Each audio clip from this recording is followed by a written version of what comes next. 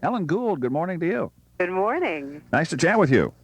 Wonderful to talk to you. You sound like you're very close, although you're in New York, I understand. Yes, in New York City. Right there in the hub of the city? Yes, I am.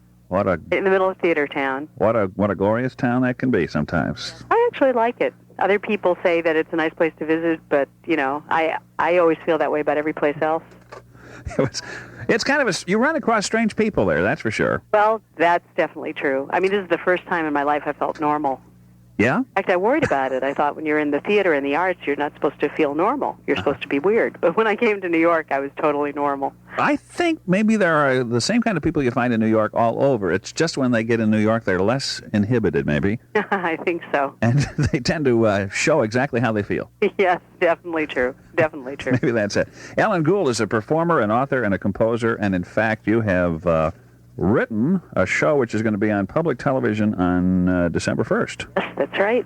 Channel 12 in our area will have Bubba Mises. What time are you airing it out there? It's at 7 o'clock. Oh, that's good. Good family time. It's already been taped? Yes, we did it in July in New York with some wonderful people putting the piece together, and I'm really excited about it. These things usually don't translate well, but this play was adapted for television, and I think it works in a way that most plays done for TV just don't work. You want to talk about it? Why don't we do that in just a moment, okay? Ellen Gould is on the line with us. You may have seen her in some other things. You were on a PBS special called The Mogul and the Singer, right? That was when I was trying to make it in the record business. I did some recording, and it was at the beginning of my career, and somebody found me singing in a little cabaret in New York City, and they were putting together a documentary about Clive Davis, who had become president of one of the major record companies. And they wanted a singer who they felt was on the brink of making it to be in a big club, have Clive Davis come, and decide whether or not to sign that person right on the spot. And that was you? That was me. What happened? Well, he didn't sign me. It was very dramatic. Actually, what he did say, and he was totally right, he said, this was around the time of the hustle, like 75, 76. Yeah. He said, the way the music business is today, he said, you're not right for recording. He said, you'll make it in theater, in television, in film, in visual stuff. He said, you're a live performer. He said, you've got that Streisand and Midler quality, but without the bombast, and you put yourself where you should be. And he was right. And that's what I did. Within a couple of years, I was working at Lincoln Center and doing stuff at major theaters in New York, and I felt I was at home. Mm-hmm. You do both English and Yiddish? Is that what it says here? Yeah, that's what it says. I was, you do a lot of things to get jobs. There was this wonderful piece that was done called Golden Land, which was an immigrant musical. It was done a few years ago. It was what actually inspired me to eventually write about my own grandmothers.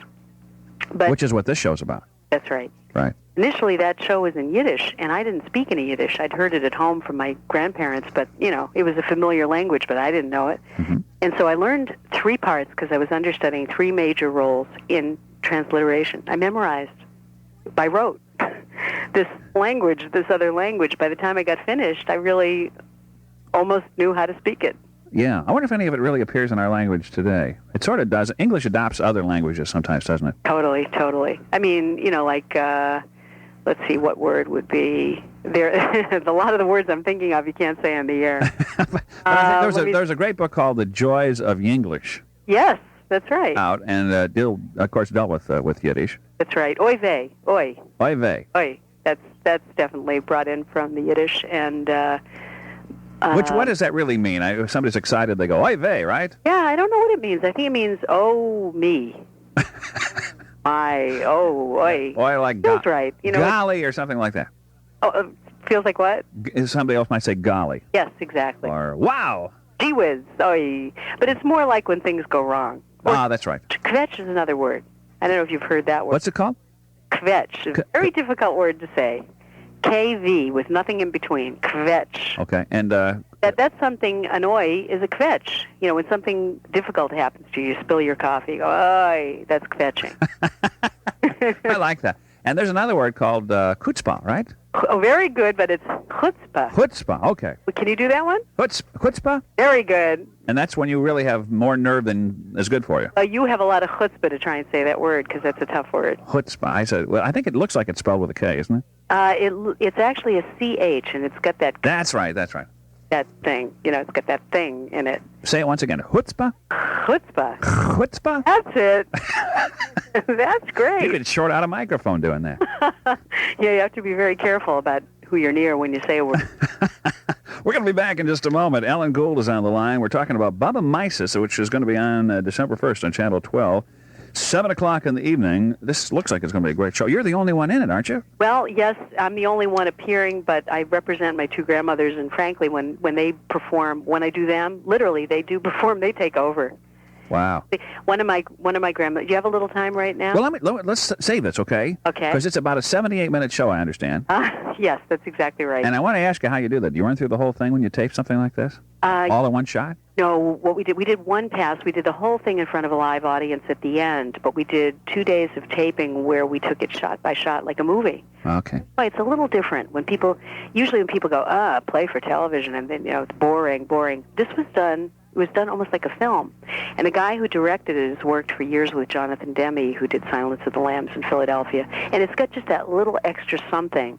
There are some, with very little budget, some very, just real television kind of stuff, but unique. Okay, we're back in just a moment. 14 before 11 o'clock at WJBC. Tonight on air. 12 before 11 o'clock at WJBC. Ellen Gould, performer, author, composer, lyricist, who appeared in the Lincoln Center production of Macbeth and in the Golden Land. I guess it's okay to say Macbeth on the radio, but you certainly don't want to say that backstage, do you? How do you know that stuff? You're supposed to say that Scottish king because it's a Bubba Mice, a superstition that you're not supposed to say it or it's bad luck. Then you have to run outside in the parking lot and turn around and spit or something. Yeah, do a lot of spinning and stuff. It was very funny. The Golden Land, as I said, was originally done in Yiddish, and I had just finished doing the witch's role in Center, and they brought me in to do this piece where there was a spoof on Yiddish theater that had been Shakespeare that had been done in Yiddish. So what speech did they give me to do but the same witch's speech but in Yiddish? And it was like this: Wenn wir mir sich noch einmal treffen, in dünne Blitzen ziehen Schlagsrecken, und wenn die Heuli-Beuli ist schön vergessen. Oh, that's great. I love it. Fun stuff. Yeah. Now, where were we here? With Bubba Mises. Bubba Mises. Let's get back to that, yeah. This is a show that was inspired by your grandmothers. Right. Okay. I had two extraordinary grandmothers. I knew one of them much better than the other. One died when I was sort of young. The other one died just a few years ago. And when she died, I wanted to do something to honor her memory. And I knew it couldn't be sad because this woman was really a hoot. She was a sketch, a very live wire. So I wanted to do like a vaudeville or a musical. Mm-hmm. But in the middle of writing this, I had a dream one night. The other Bubby, who was very serious, the other grandmother, she said, "So what about me?" And I knew in that minute I had to write about both of them. That's when this thing was born. And but it took on a life of its own. I thought that I was writing about them, and then I realized I was writing about me and my generation at this turn of the century, and I was writing about choices, about not being able to make choices, having so many choices I could choose not to make any choice at all. And looking back at the last turn of the century and the courage of all those immigrants, Jewish, Irish, Italian, now the Chinese, the Russians, the Vietnamese, everyone, all these people with this enormous courage to leave their countries, leave their language, their families, their culture, their everything, and make a life for themselves. And here, this, kind of post-war baby boom generation, so many not being able to take one step. Right. That's what it ended up really being. Excuse me. Your name's Ken? Yes. This is the Bobby talking. My granddaughter's very intelligent, but sometimes she don't talk right. She's trying to tell you the ideas. It's very, very lovely. But the truth is, you got to get people to come and watch the show. How are you going to do that when you talk and you talk and you talk and there's no action? Let me tell you what the play is about. The play is about all those things that everybody wants to know. The play is about sex. I talk about that. The play is about romance. We all talk about that. The play is about families, and it's about what you do to make your way from here to there. And you want to know a Bubba Mice, a real one, a story? Yes. When the show was on for a little while in New York, some young girl comes up backstage to my granddaughter. This is Annie, by the way. I didn't introduce myself. It's okay. So the girl... Are you her grandmother on the mother's side or the father's side? Father. Okay. My son. Okay. My son is her father. He's my sweetheart. Anyway, so anyway, this girl comes up to my granddaughter, and she says to her, look, she says, and she's crying, and she's laughing, and she says, I'm going home right now. I'm going to call my mother, and now I can get out of therapy.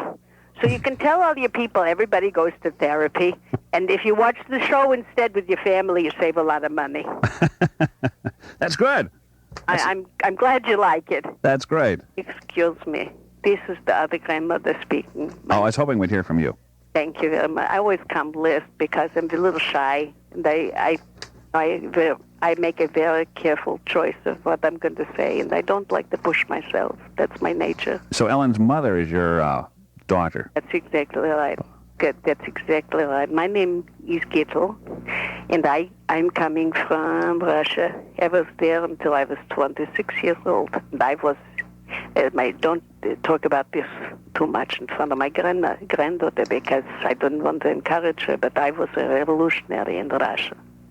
And I was fighting for equality for everybody. And then my father, he threw me out of the house because I was a revolutionary. He says, you go one more time in the woods at night with the boys, and you're going to go to America. So I came to America, and I married my first cousin. He's younger than I was. I was a little bit radical in my own way. Mm-hmm. Then I left. I turned more as I got old. I became more religious, and I became very philanthropic, I guess you say, And my feeling is that through charity, you can change your fate. Wow. I believe. And this is what I taught my granddaughter. Through charity, you can change your fate. Exactly right. Right. When you give something, you alter your fate. So this is something that people should think about, I think. That's wonderful. I'm back. See what I mean? They take over. I don't even know what they're going to say. That's incredible. That's incredible. They do this. Do you try to really mimic their sounds, or? I did initially, but Annie was so inside my head. She has such an extraordinarily unusual accent. It's a mix of Brooklyn, a little bit of that Yiddish kind of inflection, Boston. She's sort of like Archie Bunker meets John F. Kennedy. Yeah. And a little bit of Irish because she lived in an Irish neighborhood when she came in Williamsburg, and she came very young, so she really picked all that. She was like a sponge. Well, I admire you to be able to do the dialects, and I guess maybe we're living in the wrong part of the country to try to hear all these. When you're in New York, you hear a lot of different ones. Yes, you do. I think that's partly why I was drawn to here. I love different people's sounds. Yeah. And in some ways, all of a sudden, Jackie Mason pops into my head because he's this, and that, and what. But you know what I'm trying to do? One thing I really, really worked on and I think was successful was the Yiddish accent is usually associated with humor, and which is great because there is something tremendously funny in that inflection. How can you miss? That's the way it is. Okay? But then when you get serious with it, too, it really hits you, doesn't it? Exactly, because there was a wisdom in those people, right, and an intelligence and a spirituality in some, like my Bubby Giddy. Yeah. So what I did what I hoped was not, which was true. It was, but not the obvious, which was the woman who was spiritual and intellectual and ironic and all those things she was with the Yiddish accent, and the one that's talking like more America. I mean, it's still old world, but it's a little bit New England. It's pack your cat and all this stuff. She's the one that's coming out with the funny Jewish stuff. Yeah, that's great. It ought to be a wonderful show to watch. I hope so. It really is. It's a three handkerchief. It's a belly laugh, and there's a lot of stuff for thinking people thrown in there too, but you don't have to hear that if you don't want to. The whole business about really going for it all, and the chances that some people really took, leaving their homeland to come here to venture out, and as you say, some of us are almost afraid to cross the street.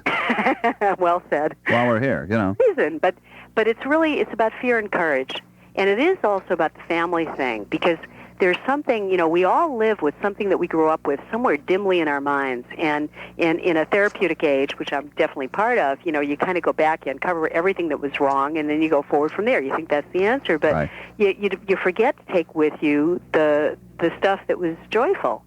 And so you're always partly disconnected from something that gave you, like, a lot of richness. There's another thing, too, and I don't have time. We're going to run out of time here, but we are so busy trying to grab material things, it seems to me. Yeah. We don't spend enough time with our own family members in our own house sometimes, let alone spending time with our grandparents who could really teach us something, or our parents. Yeah, absolutely. We're all too busy. And we wake up one day, 20 years later, we say, oop. Where did life go? Yeah, right. Yeah. Alan Gould, thank you very much for being with us. Again, 7 o'clock Thursday, December 1st on Channel 12, Bubba Mises will air, and it will feature Ellen Gould playing two grandmothers. And, it's going to be a touching show, but it'll have you laughing, too. Yeah, I hope so. Yeah. Okay, it was wonderful to talk to you. You were a lot of fun. Well, thank you. So are you, Ellen, and I hope we get a chance to talk down the road someplace. Yes. Thank you. Take care of yourself. Have a good one. You too. Bye-bye. Ellen Gould.